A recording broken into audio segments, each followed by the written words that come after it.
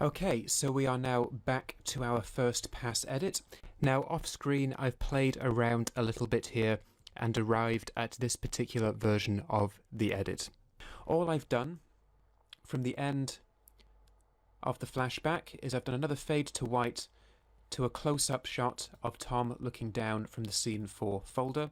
This exact rush itself is, whoops, scene 4 rushes.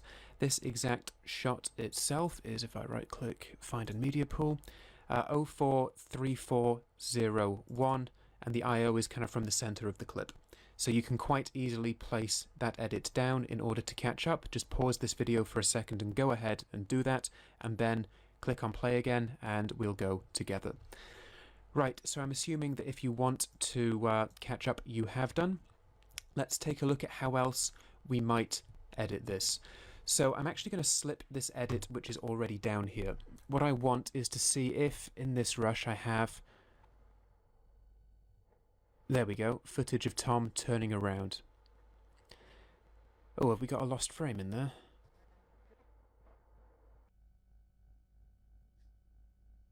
Oh, that's really annoying.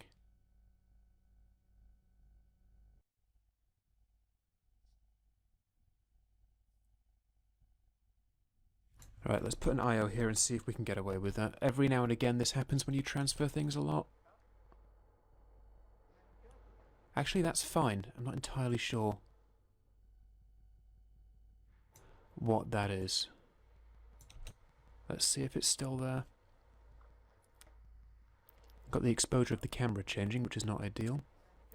Wait, there we go. So I'm actually going to get rid of this. In fact, I'm not. I'm going to middle click and I'm just going to slip it right to the end.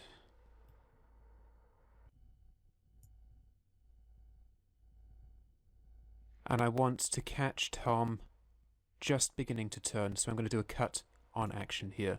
So let's just see what we've got. Make sure we haven't got a lost frame in there.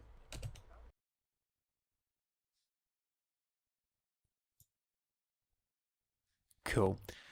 I'm actually going to take both of these clips up onto the higher track. And that's because A, I need to do that with both of them so that the crossfade remains intact between them. And B, I want to do a J cut with George's dialogue because he says, Tom, is it? And I need that to be heard before it's seen for this kind of edit to work. So I just click and drag, dead easy. And I'm going to go back to the master and then scene 10 rushes, and we can start to take a look at this stuff here in the source tape. Now I seem to think I liked 2.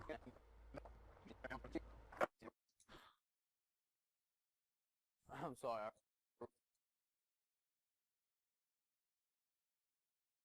Tom. Moss. Tom. Moss. Tom. Moss. Okay, let's put our IO there. Cool. And then, just to avoid any awkwardness with the cut panel edit shortcuts doing anything weird, I am just going to drag and drop this one down. And of course it snaps to an edit point because the cut panel is the cut panel. And then of course, oops, okay. It's momentarily getting away from me, give me a second. Nope.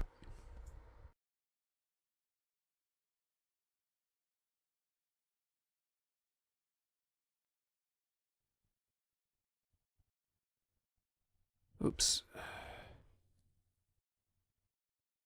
And let's see how this stacks up. And if the transition's a little bit rough, that's okay. Again, first pass.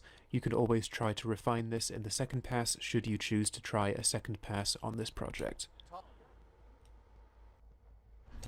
Let's see what we got.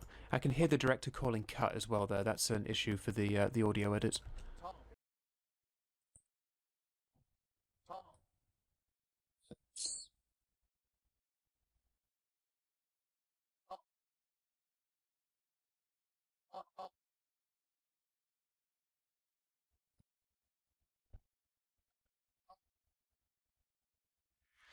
Okay, that needs a bit of work. That needs a little bit of work, but that's good enough for now. We can always refine this. We can maybe choose a few different takes later on. Or maybe that's a better take. Who knows?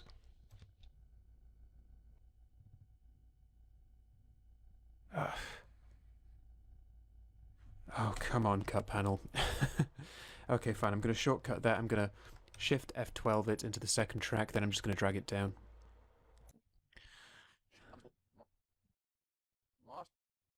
Tom.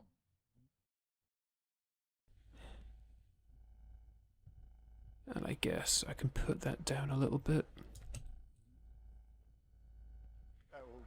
2-for-1 lunches.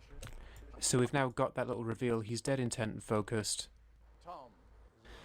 I could be tempted to try and cut out the dialogue and time it a bit better. That's a second pass thing for the edit panel, because whilst it seems simple just to split this and drag it around, dragging stuff into this little gap here is going to fill that gap with the smaller edit and mess up our edit. So I'm going to leave this as is, and then we can continue with our edit. So let's think about how we want to continue this. So he rambles on for a little bit and goes, "And you're wearing a name badge." Now, if I look at the other bits of coverage I have here, we kind of only have this shot from this angle. And I think what we might have to do is just cheat close-ups by zooming in, by using pan and scan with the abacus down here. Because our other coverage is usually, well, is for the rest of the scene when they're facing the other way. We only really have that coverage when they're facing the other way. So in this shot, and also because Oliver is approaching, cutting during that is going to be odd. I can only cut to a close-up of him, or I can cut to a close-up of Tom. And if I cut to a close-up of, I called him Oliver, that's the actor's name, of George. If I cut to a close-up of George moving forwards, that's going to be weird. If I cut to a close-up of Tom whilst George is moving forwards, I miss important action because George will appear to have somehow teleported across the environment. So actually, I think I want to extend this out. Come into the cafe with my wife. What you're wearing And I think I probably do want to get all of that out of this wide angle, because we also have action, but we also have emotional responses. We have reactions from both characters here. Come into the cafe with my wife. Well, you're wearing a name badge. Cool, so I like that. Now I think I probably want to fake a close-up. I like this reaction from Tom.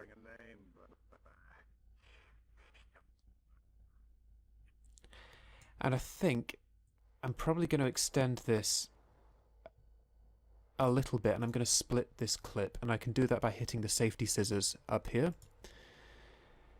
And I'm going to click on this, I'm going to hit the abacus, and actually I want to zoom right in on Tom this time. I want to make it a proper framed close-up of Tom as he gives that reaction. Now this original footage was shot 4K on, it was a red, on some kind of red. I forget exactly which one it was. It was definitely an Epic, but I cannot remember the sensor model.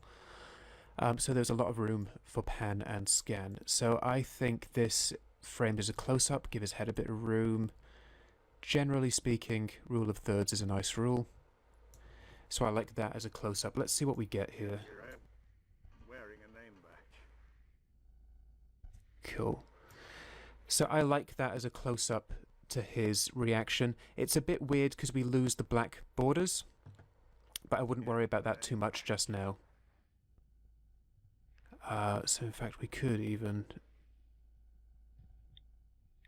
because it's usually a jump cut when we don't have enough of a change, so I do want to make the change quite noticeable. Wearing a name badge. There we go. Okay, so let's take a look at our script. You're wearing a name badge. Tom looks down at his name badge, the penny drops, and he relaxes a little. Tom, sorry I need to go. Two skateboarders pass by who know Tom well. Skateboarders, all right, Tom. Okay. Let's just see what we have here. So, what I'm going to do, I'm just going to extend this a little bit. Actually, no. Let's not do that. Let's redo that.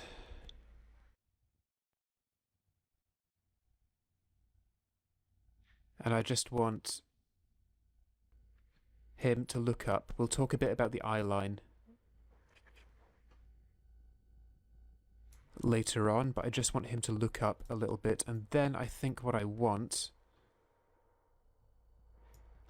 is to cut to a close-up of George. So I'm going to split this clip again.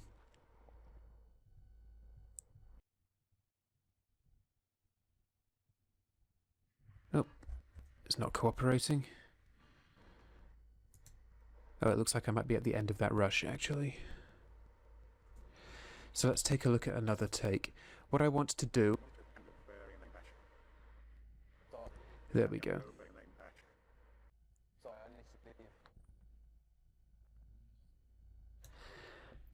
So we've got the sorry I need to leave. I think we can cut that out.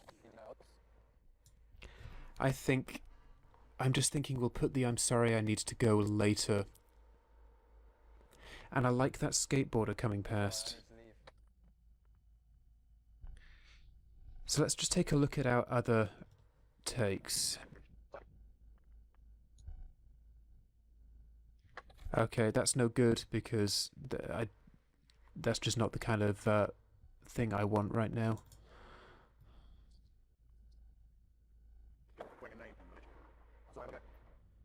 Okay, that skater completely messed up his mark on that one.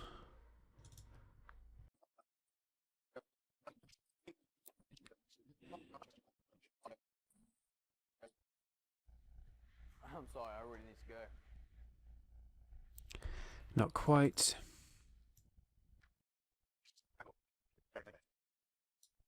Sorry, I've got to go. No, again, not quite. Okay. That's fine, we will get there.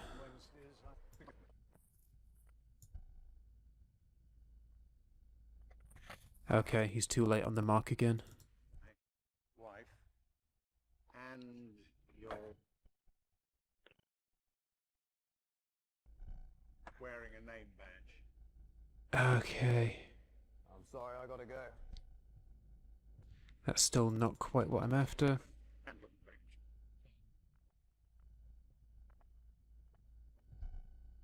Sorry, I need to leave. Okay, cool. I like this.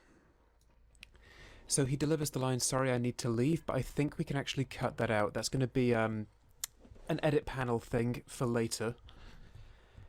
Because it's difficult to deal with audio directly in the cut panel. But let's go with this. And I just want that bit of reaction from George. I want a little bit of that, and I'm going to fake a close-up. And I want to go until about there, and I might just stretch that out a little bit. And we are kind of playing around with time here a little bit, but that's fine.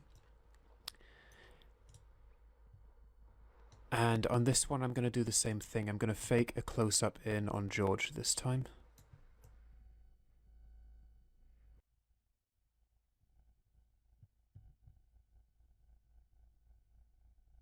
And I want to avoid any of Tom's white shirt down there. So we go down there, passes the eye line up. Sorry, I need to leave. Okay, he just about nudges in. Left of frame. I need to leave. Just, you know, sorry, And what I'm going to do, I'm actually going to extend this edit out. But I'm going to leave the playhead there because I'm going to split this clip in it. Oh, for the love of God.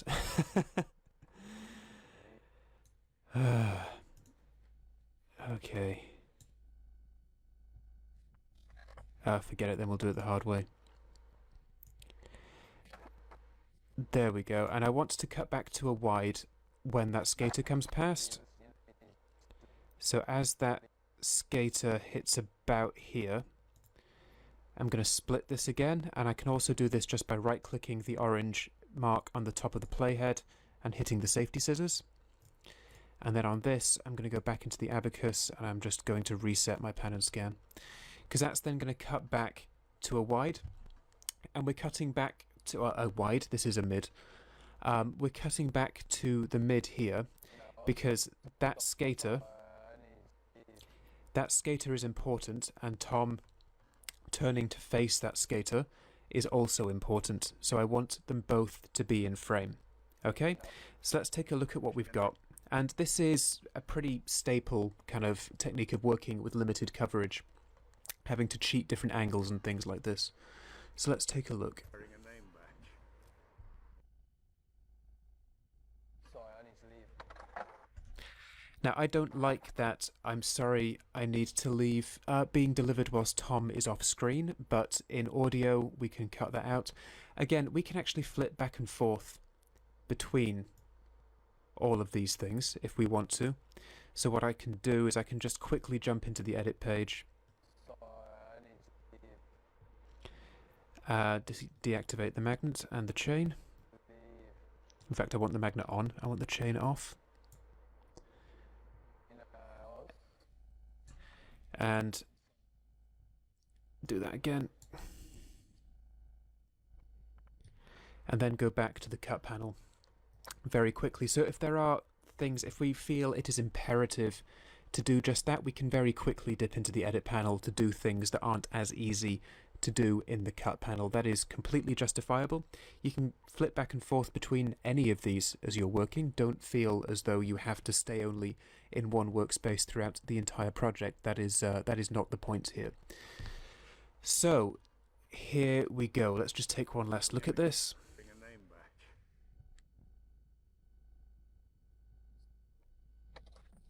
Cool, and we can plug that in with some more sound design later on. One of the advantages of shooting on 4K like this and cropping in and faking close-ups is that the cuts between different angles do become quite fluid very easily, because actually you're not cutting between takes, you are just cutting in and out. Cool, so what is next? The skateboarder comes by. All right, Tom.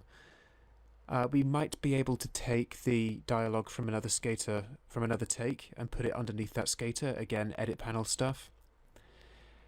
George follows his gauge and watches too. You can do this. A beat. Okay, and this is where we also actually want to cross the line. So we have to stop here. Not forever, obviously. It's not the end of the course. Because I need to talk about the line in filmmaking, and this is one of the few occasions in which crossing the line is not just justifiable, it is in fact essential. So, click on through to the next